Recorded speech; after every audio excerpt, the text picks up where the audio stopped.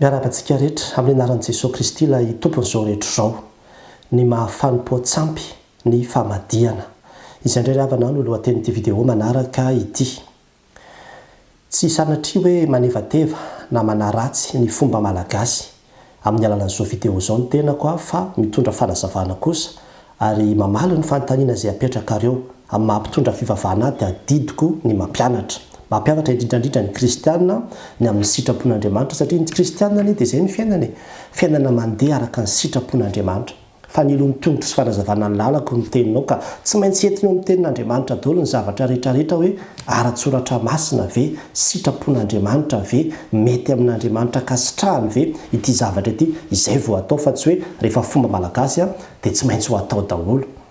Ka raha miresaka tsika hoe fanompoantsampy dia tadidio aloha ravana farafitinina amin'ny fomba tsotra zany dia ninona zavatra izay heverin'ny olona fa miaro, mita ka ataony tokinaina, ianteherany dia izay no atao hoe fanompoantsampy.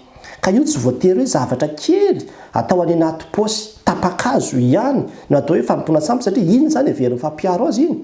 Fa mety misy koa olona ohatra hoe misy vato anankiray eo dia isaky mandalo izy dia minkohaka na mangataka eo, izany hoe mangataka fitahiana, mangataka fiarovana, mangataka manantena sy miantehatra amin'io zavatra eo izy ka efa fanompoantsampy zany. Dia izany zao nahatonga ny zanak'Israely ambaran'ny tenin'Andriamanitra hoe nanao mbala kely volamena zareo. Dia ity zany ny Andriamanitra izay mitarika antsika ary izay ilay atao hoe fanompoantsampy zany. Ka ny famadiana ry havana no reto antony telo ireto dia tena azo ambara mihitsy hoe fanompoantsampy. Voalohany amin'izany aloha dia ny resaka fanandrona. Tadidio ry havana fa tsisy olona madika ka tsy handeha haka-panandro izany. Tadidio zany. Ary resaka fanandrona io no tena mitondra ny raharaha rehetra izay atao ao anatin'ny famadiana. Ny mpanandro no manindry ny daty hanaovana an'io raharaha io. Ny mpanandro no manindry ny ora hanokafana an'io fasana io. Hatramin'ny hoe iza ny olona tokony hanokatra an'io fasana io. Ary amin'ny faritra maro eto Madagasikara dia ny mpanandro mihitsy no mitazona ny lakile-pasana. Ny mpanandro mandidy hoe zao ny fombafomba ataonareo rehefa misokatra io fasana io. Ny fomba amoahanareo ny razana anatin'io fasana io. Ary mbola misy hatramin'ireny hoe fiantsoana razana ray andro mialohan'ny hanokafana ny fasana ireny. Ka izany mpanandro zany izay amin'ny teny frantsay dia hoe astrologue dia tena voararany tenin'Andriamanitra anie zany. Misy olona moa miteny tena resaka siansa zany. Tsy siansa ry havana ny astrolojia. Tadidio zany fa raha siansa io dia misy cours io eny amin'ny université. Fa resaka divination io, resaka croyance io, jerevy daholo mihitsy ny famaritana rehetra izay hitantsika eny amin'ny tambazotra tserasera sy any amin'ny internet rehetra any momba izany hoe astrologie zany. Fa rehefa mieritreritra an'izany no amin'ny resaka an'izany dia misy signe be dia be ao izay io signe astrolojika io dia reny no ampiasain'ny mpamosavy, reny no ampiasain'ny mpizikidy, reny no ampiasain'ny reny mpanandro sy ny rehetrarehetra reny. Ary izay no mahatonga an'izy hoe ny mpanandro dia misy an'io croyance io, misy an'io finoana io ao aminy, misy hery hafa mihitsy izay ankinany dia io hery io no manome fitahiana sy ny ozina. Ka raha manao an'izao ianao dia mahazo fitahiana, raha manao an'izao ianao dia mahazo ny ozina. Dia izay zavatra izay no entiny ao anatin'ilay famadiana. Ary dia raha manao an'ilay famadiana ianao mazava ho azy amin'izay fotoana izay fa dia manaraka ianao zany manatanteraka ianao zany ny baiko sy ny toromarika rehetra izay omen'ny mpanandro. Io ny ravana na dia ataoko hoe ny hena izay hohanina amin'io fotoana amin'ny famadiana io ary. Tsy hena hoe hohanina amin'izao fotsiny ilay omby izay finoana amin'io fa misy rituel, misy fombafomba, misy fandatsahan-drazy atao amin'io omby io. Ary iny ilay antsoina hoe hena naterina tamin'ny sampy. Ka tena tsy mety amintsika kristianina izy. Marina fa eo ilay hoe mifankatia, dia mihaona amin'ny mpianakavy, dia mifaly, dia mandia, dia mihira sy ny rehetrarehetra. Tsara zany fa tsy azo adinoina mihitsy koa izay côté anankiray izay hoe misy fombafomba sy rituel be dia be atao izay ny mpanandro no mibaiko azy. Ka ny fanatanterahany olona an'izay dia midika fa manandro izy. Ny dikan'izay dia izao manatanteraka izy, manaiky izy zany ilay hery, ilay divination izay miasa ao anatin'ireny mpanandro ireny. Zay zany ny dikany. Ary izay tsy mampety an'izy ao antsika kristianina. Ny tenin'Andriamanitra dia mazava. Ny resaka fanandrona fahavetavetana eo imason'i Jehovah zany. Ary ataony mitovy laharana amin'ny resaka skidy, ny resaka voyance satria ilay nambarako teo hoe ilay signe astrolojika reny ampiasain'ny voyante. Dia ambarany Deutéronomie 7:7 sy ny faraika ambin'ny folo mazava tsara mihitsy zany. Aoka tsisy eo aminareo sisy hampandehany zanany lahy na ny zanany vavy hamaky ny afo na hanao mpanao fankatovana na mpanandro na mpanao sikidy na mpanao ody na mpanao masimbava na mpanadina manao azo tsindrin-javatra manao mpanao atsarana mpanontany amin'ny maty fa fahavitavitana eo mason'i Jehova izay rehetra manao an'izany. Fahavitavitana eo mason'i Jehova izay rehetra manao an'izany, ary izay no mahatonga izy hoe fanompoantsampy le izy satria miaroaro an'izany finoana avy amin'ny resaka fanandrona zany ao anatin'le izy eo. Ka ny fanaovanao famadihana dia fanatanterahanao an'izany tsotro zao fotsiny. Manao an'izany ianao raha ohatra ka manao an'le famadihana zany ny dikany. Ny zavatra faharoa ihany koa izay tsy azontsika dino dia izao ny mahafanompoantsampy azy dia satria ny malagasy anie amin'ny ankapobeny dia mino fa mitany razana. Mino izy fa mitany razana, ary izay no mahatonga le fomba fiteny manao hoe hotahian'Andriamanitra sy ny razana. Izay fomba fiteny izay zao dia jerevo tsara fa mametraka ny razana hitovy laharana amin'Andriamanitra mihitsy. Hitovy laharana amin'Andriamanitra mihitsy ka hoe manome ny fitahiana. Ary efa nambarako tany amin'ny famaritana teny am-piandohana fa izay no mahafanompoantsampy ny fanompoantsampy. Raha vao misy zavatra heveriny olona fa manome azy ny fitahiana, piaro azy, pia azy. Ka izay no mahatonga amin'ny malagasy ny teny le fitenenana hoe manalokaloka ohatry ny razana tsy hita. Dia misy le hoe foazy hiady vomanga hoe razana manina moa hoe foazy hiady vomanga. Misy fomba fiteny izay maneho le fomba fisainana malagasy, le filozofia malagasy mihitsy ao anatin'le izy eo. Ka ny razana amin'ny malagasy dia tsy hoe rehefa maty ny olona araka ny finoana kristianina dia lasa any amin'ny fiaina tsy hita ny fanahiny miandro ny fitsakana ny tena maty. Fa izao mbola mandehandeha eny, dia mbola mahita eny, dia mbola azo atsoina koa arany. Ka rehefa iray andro mialohan'ny famadinana dia atsoina daholo ho avy amangy anareo ato izay fa tongava daholo miverena daholo sy ny toy izany. Izany ny finoan'ny malagasy mahatonga azy manao an'izany zavatra izany. Dia ao anatrehan'izany dia ahoana ozy ny ambaran'ny tenin'Andriamanitra ny amin'ny Exodosy 2:20 aza manan'Andriamanitra hafa fa izao ihany. Aza manan'Andriamanitra hafa fa izao ihany. Ka ny razana zany havana dia tsy azontsika ampitahina amin'Andriamanitra mihitsy hoe miaro sy mitahy. Ary izay indraindray no mahatonga ny olona matahotra. Satria hoe raha vao ohatra tsika ka tsy mandeha manatanteraka ny famadihana hoe efa nipoitra izy tamin'ny alalan'ny nofo tamin'ny ranona dia mety ahita loza isika. Fa rehefa voakarakaratsika tsara dia ahita fitahiantsika. Ary tena be dia be mihitsy no manana an'izany fomba fisainana izany hoe rehefa voakarakarany tsara ny razany dia manana fitahiana izy, mahazo fanambinana sy fitahiana izy satria mahavita tsara ny adidy sy ny fanajana izay atao amin'ireo razana izay efa maty ireo. Dia izany le fisainana izany dia tena fisainana miendrika fanompoantsampy izany satria lasa manan'Andriamanitra roa samihafa ianao izany. Tsy mahatoky intsony ny finoana ny herin'Andriamanitra fa mbola miankina amin'ny zavatra hafa. Ary izay koa no mahafanompoantsampy azy. Fa ny fahatelo sady farany dia ilay resaka fifandraisana maty. Ao anatin'io famadihana io ravana dia mamboly fifandraisana amin'ny olona efa maty ny velona ao anatin'izany. Ka izany no mahatonga ny olona hoe ny razanay tsy harianay ozy izy. Dia izay no mahatonga an'le hoe andehan'io fitiavana.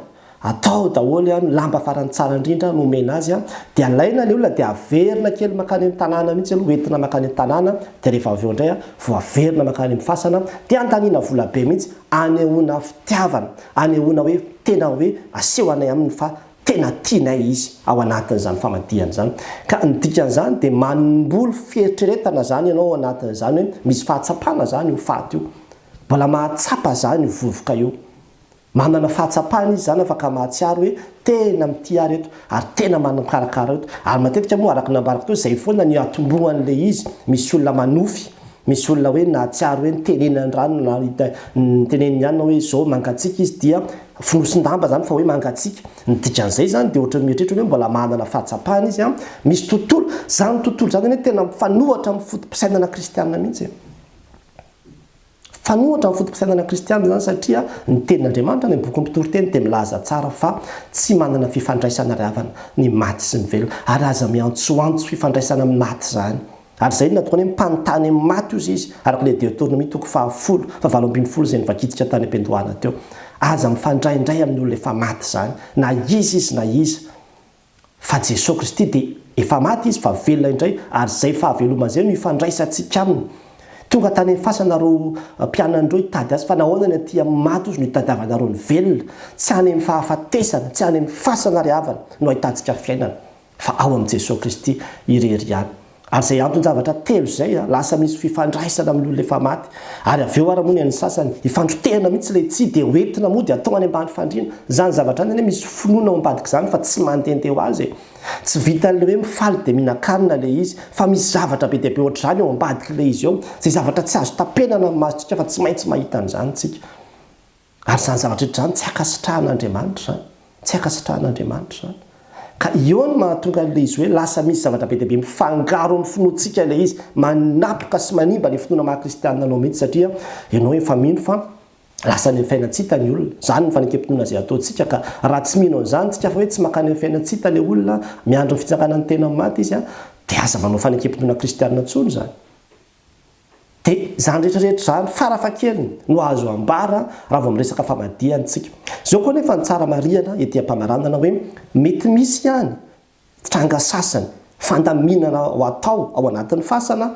zay tsy voatery famadiana mihitsy ny anarany ary tsara ihany manisy an'izay fanamariana zay ohatra zany hoe feno be le fasana ka tena tsy maintsy afindra ohatra satria fianakaviana telo ndray nitambatra teo de ny fandamina zany toe aloha afindra reto razana reto fa tena feno be le fasana afindrao ry havana afindra tsotra fotsiny tsy asiana fankalana mpanandro aza asiana le fomba mpamadiana mihitsy ny hoe anao complet hiakapitsoka mozika anao fety be vary be menaka fa afindra tsotra fotsiny vavaka atao de izay tsisy fiatretana hoe ifandray amin'ireo olona na ny fitiavana amin'ireo olona ireo tsy maka-mpanandro tsy famadiana mihitsy ny anaran'izany mamindra fotsiny anao de izay raharay koa mety misy olona sasany kristianina izy ohatra de teneniny fianakaviana mihitsy izy asoriato ny razanareo izy fa izahay rehefa mamadika de lasa ohatrany hoe misy fanamelohan-tena zany hoe ny razanareo tsisy mpijery tsisy mpikarakara rehefa dadatoanay na ohatran'izany zany le olona reo de asiany alana mihitsy zany le fatana le faty de tsy maninona mihitsy fa esory manaova fasana de rehefa vita ny fasana de esory tsy asiana fety be na inona fa te afindra tsotra fotsiny tsy famadiana ihany koa ny anaran'izany indraindray manko tsika lasa ohatrany extrême loatra ka raha vao mikitika an'io faty io fotsiny de hoe famadiana ny dikan'izay tsy voatery ryavana araka ny nambarako toy ihany fa mahafanim-potsampy azy de le fanandrona izay aloha ny tena voalohany indrindra ary ny faharoa de le fiheverina fa mitany razana ary ny fahatelo de le fambolena fifandraisana amin'ireo razana reo ka rehefa tsy misy an'izay zavatra anankitelo zay fa fandaminana fotsiny ny antony indraindray misy fotoana vaky ny fasana de miparitaka ny tolam-balon'le olona eo tokotany-pasana eo de tsy hikitika avenao fa mamadika raha vao mikitika an'iny raiso de finosy tsara mihitsy za efa nanatrika an'izany nisy fotoana simba ny fasan'le olona tsy maintsy namboarina de navoaka daholo le razana atao matahotra zao de hoe enjehan'ny olona hoe mamadika na hoe lasa ohatrany hoe mamadika de natahotra izy inona ny tokony atao andao ano avoaka daholo le razana de navoaka teo daholo de ny finosina rehefa navoaka teo de namboarina le fasana de ny arivan'iny naverina nampidirina atao ihany tsy famadiana mihitsy ny koa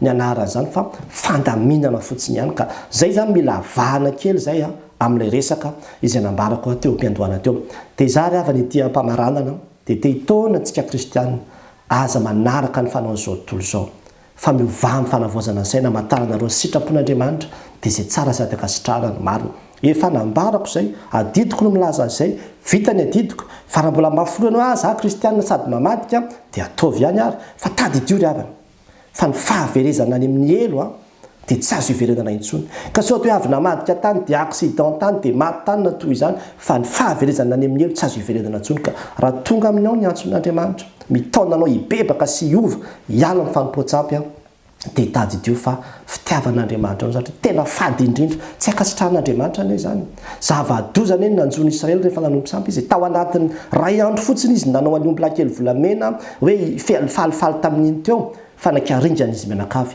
vokatr'izay zavatra izay ka tena mila mitandrinatsika tsy maintsy ambary zany afatra zany na iza faly niza tsy mankasitraka satria izany ny ambaran'ny tenin'Andriamanitra ary ny fiangonana de tokony hampianatra momba n'izany resaka zany mba tsy hahatonga ny olona hieritreritra hoe lasa zavatra azo atao de lamody indray izy amin'izao fotoana zao de lasa mirongatra be indray ka zany no antony anaovana an'izao vidéo zao de atsipy ny tady ilay tandroko ny omby atsipy ny tena ny am-pony malala tsy ny fomba malagasy rehetra kory ny tsy mety amin'ny kristianina fa misy fomba izay miaroaro fanompoatsampy satria misy finoana ao izay finoana hery hafa ivelan'Andriamanitra ka mahatonga izy ho lasa fanompoatsampy tsy mety amin'ny kristianina zany tsy mety amin'ny kristianina zany satria ny fanompoatsampy de fahotanam-baran'ny tenin'Andriamanitra hoe fady indrindra de ho an'Andriamanitra rirary ny voninahitra ry havana amen.